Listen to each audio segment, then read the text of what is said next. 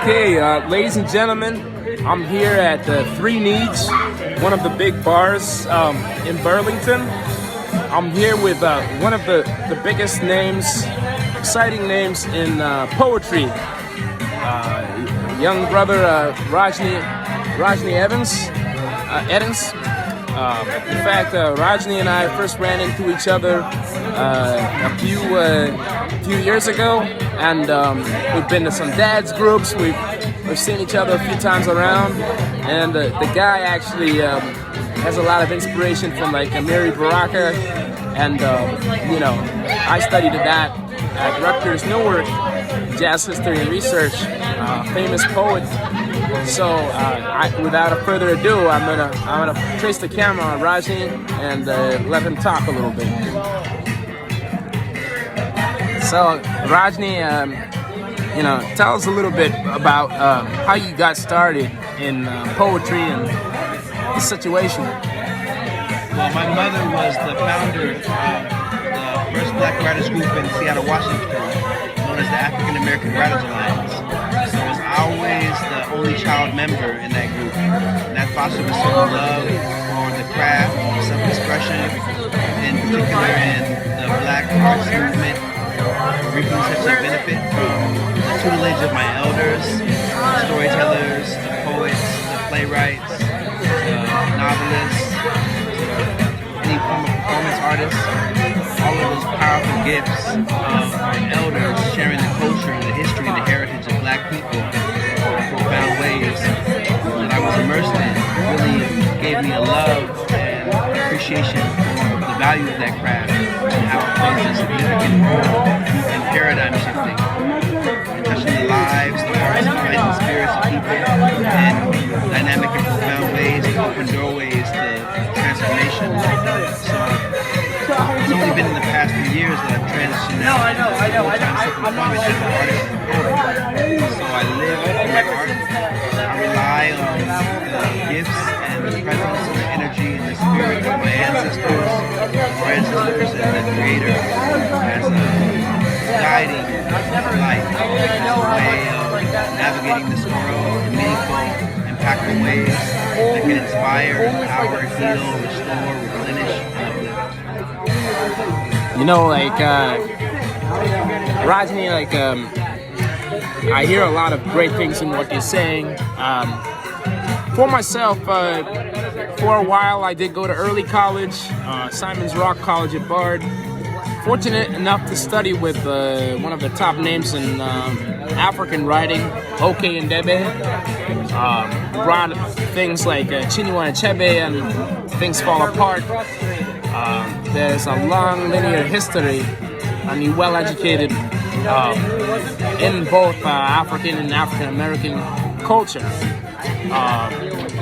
In recent times I actually heard you on B Radio, BPR, and your story and your message there. You do a lot of poetry slams and poetry readings all around Burlington. Talk about how you got started doing your performances, and what's in the works, what's the plans for things, Definitely. Well, as I said, I received my tutelage as a child from my mother. At her behest, she exposed me to a grand array of Black artists. She modeled a certain principle and ethic and the need to do for self. For Black people in particular to take specific reins over our own narratives.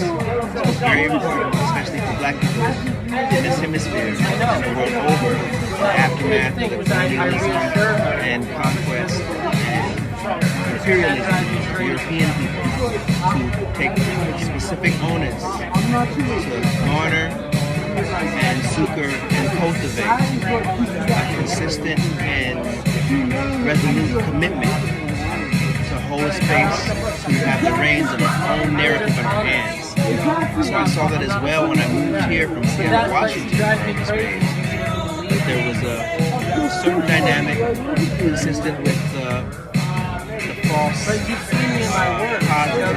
perception of us being a minority, and actually Black people, though the majority, are the majority.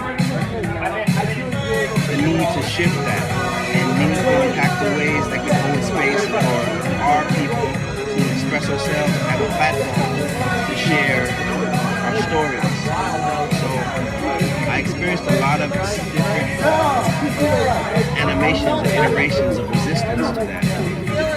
People really virally respond against me naming the truth of what I saw and what I experienced as far as racism, much currency in this era and in this environment. Unfortunately for me, I had already been ingratiated and had a certain poignant connection to our ancestry, our culture, our heritage, and our purpose and brain to maintain that connection with integrity. So I've always tried to hold space in meaningful ways and provide platforms for Black people, for Black artists. So we've been doing consistently an event called the Black Artist Showcase since September 11th, 2020. We've now received grant funding to do a documentary on Black artists in Vermont. What our art means to us. Our art means to these times. We're working on the EP release of my music. There's like hundreds of songs. That's in the works as well. We're also holding space for youth poetry compilations and local Black children to express their art, express what they're seeing, so they can develop that opportunity to self-actualize the expression of their own stories and values, find vitality and meaning and substance through having that autonomy and agency in their own story. There's a number of things in the works. It's all about liberation of Black people as a prerequisite to emancipation of all people. Liberation of all people, because liberation of Black people is a precondition for a shifting of the world's paradigm to honor mutual humanity of all people after. You know, Rajnii, that's a really honorable thing to hear. This patio is going to close in a little bit, but you know, we were talking about this off camera, off the interview. This is our time. Our generation of young, educated African American or Black males in this country. You know, even before our time was Barack Obama, but like this is our time to lift the race, so to speak, and how people are viewed in this country, and it's so refreshing to see like an educated character really doing it in poetry and doing it in Burlington. So you know, thank you for doing that. If you could leave us with a lasting final words, and I'm sure we'll do another interview at some point. For me, personally, I believe it's not even about a lifting, it's more about a restoration, a reclamation of our own true identity, a recognition of our own value through our own eyes, which in turn allows everybody to see themselves through their own eyes. So I would encourage anybody watching this video, anybody in the world, to connect to that thing that you're passionate about, to self-actualize your purpose in meaningful ways that feed you, nourish you, and furnish others in tandem. You find a harmonious relationship. All of us come with gifts and meaningful import, and that's something to offer one another that is reciprocally valuable. And find that poignant fire in your belly and your stomach that connects you to why you exist and why that's a gift to you and to others.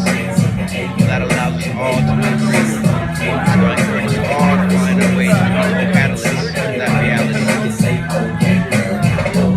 Yeah, well, everyone, definitely check out this up-and-coming poet out of Vermont, Rajnii Eddins. He's got a few books of poetry and all kinds of things and ways you can find his music. We're gonna upload this up to our YouTube after, and we'll definitely give you an opportunity to check this guy out. And Rajnii, thanks for talking to us, and we will talk to you again soon.